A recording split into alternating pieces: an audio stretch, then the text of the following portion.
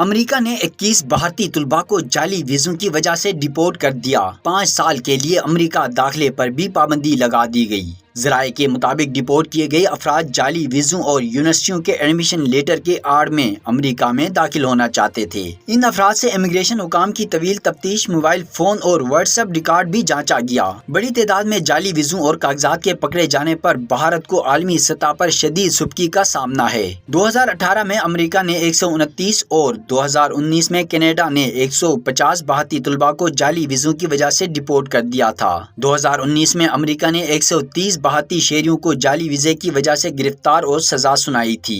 Toronto star کے مطابق 2022 اور 2023 میں کینیڈا نے 700 بھارتی طلباء کو جعلی ایڈمیشن لیٹروں کی وجہ سے ڈپورٹ کر دیا تھا۔